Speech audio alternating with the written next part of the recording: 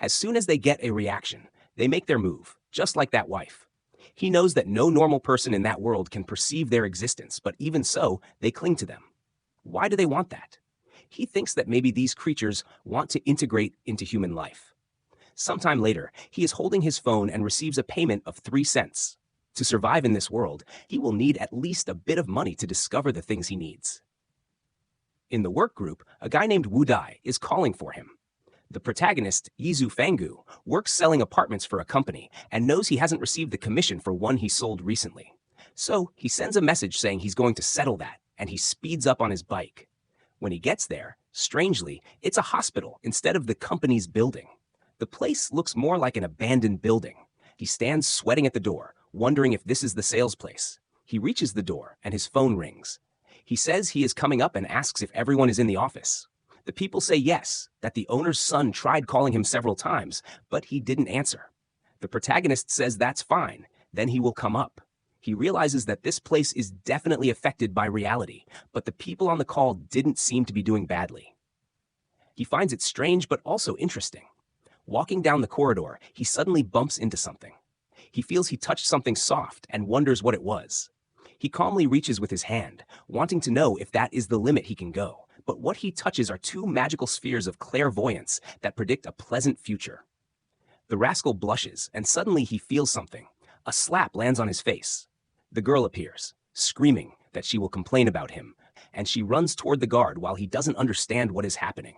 When he looks up, it says B Academy, but as soon as he blinks, the place turns back into the abandoned hospital. He reaches toward a hospital wall, but strangely, his hand goes through. He realizes he can't interact with the physical form of it, and thinks that maybe it's like the creatures that need certain conditions. Once again, he passes his hand through the wall, and with that, he goes through it. He feels a bit dizzy and sees an abandoned corridor. Sometime later, he has already looked in several rooms, but they are all empty. However, in one of the doors, there is a strong smell of blood. Hesitant, he once again goes to pass through it. He ends up in a room where there seems to be a girl on the floor crying. He keeps looking, and she starts to get up. She looks at him, calling him Big Brother, but now he is resilient and ignores her, passing through the wall. As soon as he comes out on the other side, he faces another creature, but he keeps walking. Even the monster looks confused, and he realizes that there are dozens of strange things there. Every place he enters has a bunch of weird stuff, and the bizarre thing is that some rooms are open in a way that they could escape. Now he's getting good and doesn't show any reaction, all thanks to the dear wife who killed him 18 times.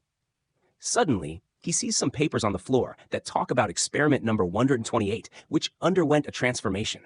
He crouches to pick them up, wondering if all the transformed are really human. Unfortunately, he can't even turn the page to know what's written since he doesn't belong to that world. Suddenly, something passes through him. He stands up, and it's the hair of a monster on the ceiling. She descends beside his face and asks why he is there. By any chance, is he looking to explore the mysteries of life with her? He ignores her, while thinking that maybe the best place to go is the director's office. The mental hospital building is the same one from the memory of the body's owner, which should have been a sales company, and the director's office is where the old staff room used to be. He decides to go upstairs to see if there's anything there. As he walks down the corridor, someone calls for Brother Sue and asks what he's doing there. Suddenly, a chubby guy appears, yelling at him, asking how he dares to come to work if he's already been fired. But Fangu walks down the corridor and pushes the two aside, thinking there's nothing on this floor.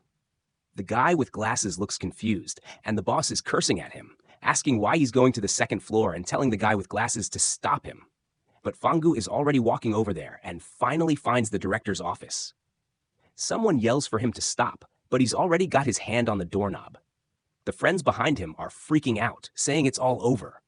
But just by seeing the leg, you already know what's coming. Look at the waistline, look at the little mouth. In fact, the colleague was already being squashed. The people ask who the protagonist is and what he's doing there, and he suddenly grabs her arm.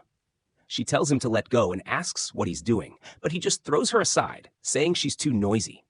She falls, and the guy goes to help her without doing anything, while Fangu finds a paper on the desk. As he expected, there's some kind of big secret in this mental hospital. The message says that if he wants to receive the gift of fate and uncover the secrets of this world, he has to go to room 520. He wonders if this letter was for him and leaves, wanting to know how they knew he was coming. It's in Building C, room 520. Suddenly, the lamp bursts. The friend with glasses is still following him, while the other three who stayed behind are saying they are scared. He turns on his phone, saying something is not right. The friend beside him says he's acting strange today. Why isn't he talking to anyone? He uses the phone to light up the second floor and realizes he's no longer in the mental hospital, but in the old company. The guy having fun asks the chubby one for his phone, who says it also has no signal. He tells him not to worry because with his status, he can access more than he imagines. But if he's not wrong, all these things point to them having entered a strange world. An entire place that was once a normal reality now seems to be suffering anomalies. The people who were working are still worried about not delivering the service. One of the building's guards asks if everything is okay and says he will take a look to see what happened. One of the girls crouches to pick up her phone and turns on the flashlight, but says it's too weak. The protagonist is there too. He turns on his and asks the guy with glasses why his light is also so low. People are questioning the blonde guy about what he said about them entering a strange world when suddenly he loses his temper and tells everyone to shut up, saying they need to stay calm because that's the only way they'll survive. People fall silent, seeing that he got stressed out of nowhere, and the guy explains that, in simple terms, they have entered a world full of ghosts. Basically, it's an alternate dimension where they live.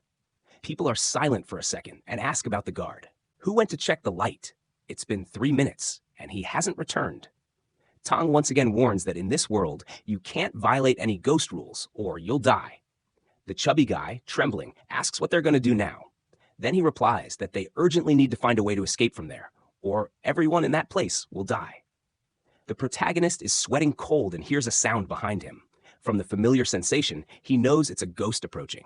He warns everyone that one is about to arrive, but people tell him to stop joking because there's no ghost there. However, one of the girls gets grabbed by the hair while Fang Yuku watches. The people scream until he says that Sholi is already gone. The girl with glasses is scared, saying she must have walked away. She was right next to her and starts calling for her friend, telling her to say something. No one there can see anything properly due to the darkness. Wang asks the protagonist if he saw the ghost's appearance. He replies that, unfortunately, he couldn't see it since the girl disappeared suddenly. At this moment, everyone starts doubting Fang Yuku, saying that he's acting strange. Yu says that he doesn't seem afraid at all. Could he be a spiritual master? Confused, he asks what that is. The guy finds it strange that Fang Yuku doesn't know what a spiritual master is, but is too calm. His identity is in question. The guy explains that a spiritual master is someone who can control their spiritual energy, and in moments like these, they are the necessary people. Fang Yuku asks if the spiritual master thing is someone who learned it in the realm of the strange. If that's the case, he wants to know how to do it. Once again, Tong notices he's very calm and confident, so maybe he's the key to getting out of there. He then explains that to get out of that world, you need to gather the power of the ghosts. You need to meet two conditions simultaneously. The first is to go through the fear between life and death, simulating an emotional trauma. And the second is to come into contact with the ghost, to let its power invade your soul. But you must be cautious, since ghostly power is like a bloody garment. Even though it covers your body, it also stains your soul. Hearing these words makes Fang Yuku thoughtful, especially because he knows that after multiple deaths, he avoids contact with the ghosts to not die. From the wife to all the street creatures, they are mere illusions, as long as he doesn't interact with them.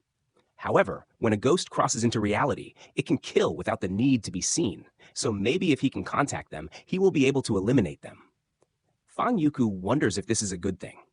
Remembering his wife, he says he's crazy to become a spiritual master and end her when suddenly another person from that place disappears. Tong starts to go crazy, telling everyone to shut up, or they'll attract more ghosts. Fifi approaches and asks what they are going to do. She's afraid of disappearing. Fang Yuku says it's 2 and 3 minutes precisely. For men, it's a 3-minute interval, and for women, it's 2. The guard disappeared 3 minutes later, the girl disappeared 2 minutes later, and the other guy disappeared. Following this logic, there are 3 minutes left for another one of them to vanish. He starts to leave, and the guys ask where he's going, if he's trying to get himself killed. Fang Yuku says they better start looking for a solution too, or everyone will die in that room. Suddenly, Tang points at him and tells him to stay still because no one is leaving that room.